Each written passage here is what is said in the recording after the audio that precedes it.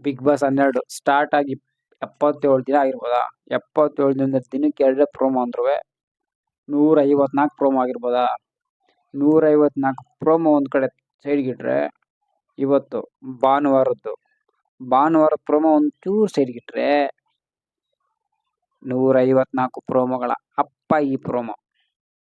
ಯಾಕೆ ಅಂತ ಕೇಳಿದ್ರೆ ಸಿಂಪಲ್. ಒಂದು ಟಾಸ್ಕ್ ಇರುತ್ತೆ. ಏನ್ ಟಾಸ್ಕ್ ಅಪ್ಪ ಅಂದ್ರೆ, ಯಾರು ಪಾಪತ್ ಕೊಡೋದೊಮ್ಮಿದೆ ಅವ್ರ ಬೌಲಿಗೆ ನೀರ್ ಹಾಕಿ ಅಂತ ಇರುತ್ತೆ.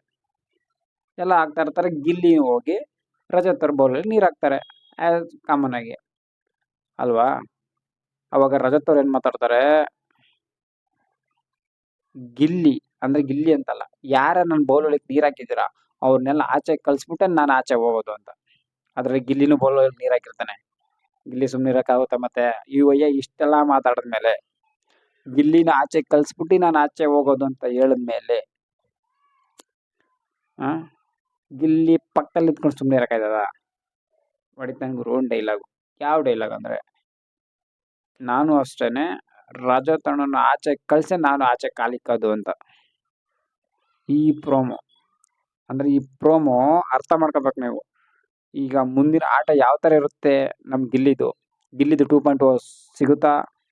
ಆಂಗ್ರಿ ಬರ್ಡ್ ಆಗ್ತಾನ, ಇಲ್ಲ ಮತ್ತೆ ಕಾಮಿಡಿ ತರ ಆಗ್ತಾನ, ಕಾಮಿಡಿ ಜೊತೆ ಆಂಗ್ರಿ ಆಗ್ತಾನ, ರಜತನ ಆಚೆ ಕಳ್ಸಿ ಅವನ್ ಪಾಪದ ಕೂಡ ತುಂಬಿಸಿ ಇವನು ಆಚೆ ಬರ್ತಾನ, ಕಪ್ ತಗೊಂಡ್ ಬರ್ತಾನ, ಜೊತೆಗೆ ಕಪ್ನು ತಗೊಂಡ್ ಬರ್ಲೇಬೇಕು. ತರದ ಅವನೇ.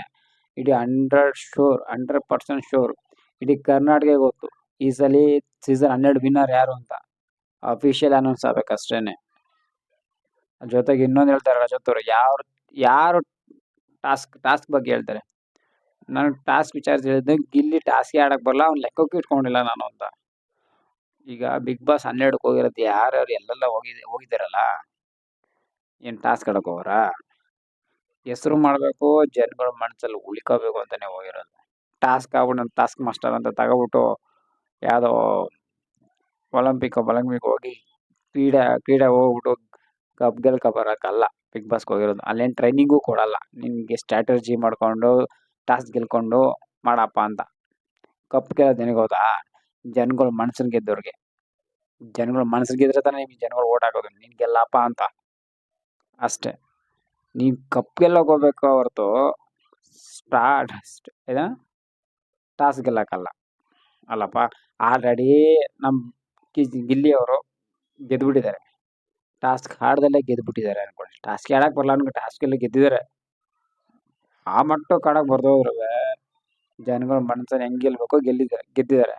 ಅಲ್ಲಿ ಹೋಗಿ ಏನ್ ಕೆಲಸ ಮಾಡ್ಬೇಕಿತ್ತಲ್ಲ ಬಿಗ್ ಬಾಸ್ 12ರಲ್ಲಿ, ಆ ಕೆಲಸ ನೀಟಾಗಿ ಅಚ್ಚುಕಟ್ಟಾಗಿ ಬೊಂಬಾಟಾಗಿ ಮಾಡವ್ರೆ. ಅದ್ರ ಬಗ್ಗೆ ಎರಡು ಮಾತೇ ಇಲ್ಲ. ನೀನ್ ಟಾಸ್ಕ್ ಆಡಕ್ ಬರಲ್ಲ, ಅದಾಡಕ್ ಬರಲ್ಲ, ಇದಾಡಕ್ ಬರಲ್ಲ, ಇನ್ನೊಬ್ರು ಕಾಮೆಂಟ್ ಮಾಡಿ ಇನ್ನೊಬ್ರು ಕ್ಯಾರೆಕ್ಟ್ರು ಹಾಳು ಮಾಡ್ತಾ ಇದೀಯ ಅನ್ನೋದಕ್ಕಿಂತ ಜನಗಳು ಗೊತ್ತಾಗುತ್ತಲ್ಲಪ್ಪ ನೀ ಬೇರೆ ಕ್ಯಾರೆಕ್ಟರ್ ಯಾವ ತರ ಹಾಳು ಮಾಡ್ತಾ ಇದೀಯಾ, ಅದಕ್ಕೇನ್ ಕೊಡ್ಬೇಕು ಜನಗಳು ಅದ್ ಕೊಡ್ತಾರೆ.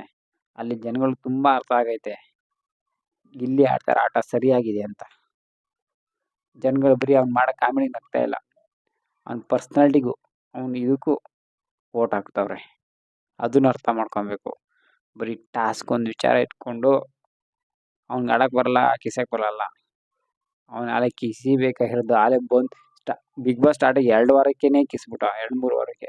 ಯಾರು ವಿನ್ನರ್ ಅಂತ ಇಡೀ ಜನತೆಗೆ ಗಿಲ್ಲಿ ನಾನು ಲೆಕ್ಕನೂ ಹಾಕೊಂಡಿಲ್ಲ. ಯಾಕಂದ್ರೆ ನಾನು ಟಾಸ್ಕ್ ಆಡೋರು ಗೆಲ್ದೆ, ಗಿಲ್ಲಿ ಟಾಸ್ಕ್ ಆಡೋದೇ ಇಲ್ಲ. ಫಸ್ಟ್ ಆಫ್ ಆಲ್ ನಾನು 10 ಟಾಸ್ಕ್ ಆಡಿದ್ರೆ 8 ಟಾಸ್ಕ್ ಅಲ್ಲಿ ಗೆದ್ದವನೇ. ಮೊದಲನೇ ಟಾಸ್ಕ್ ಅಲ್ಲೇ ಒಂದು ಬಾಲ್ ಹಾಕ್ತಾನೆ ಸೈಡ್ ಅಲ್ಲಿ ಕೂತ್ಕೊಂಡು. ನಾನು ಇಲ್ಲಿ ಬಂದಿರೋದು ಸೋಲೋ ಆಗಿ ಒಬ್ನೇ ಹೊಡೆದು ಹಾಕ್ತೀನಿ. ನಾನು ಯಾರು ಹಾಕಿದಾರೋ ಇವನ್ನೆಲ್ಲ ಮನೆಯಿಂದ ಆಚೆ ಕಳಿಸ್ಬಿಟ್ಟೆ ನಾನು ಆಚೆ ಕಾಲಿ ಕೊಡು. ನಾನು ಹೇಳ್ತೀನಿ ಈ ಒಂದು ಆಚೆ ಕಳಿಸ್ಬಿಟ್ಟೆ ನಾನು ಕಾಲಿ ಆಗುತ್ತೆ. ಅದು ಎಲ್ಲರಿಗೂ ಗೊತ್ತಿರೋ ವಿಷಯನೇ. ಈ ಪ್ರೋಮೋ ಆಯ್ತಲ್ಲ ಬೆಂಕಿ.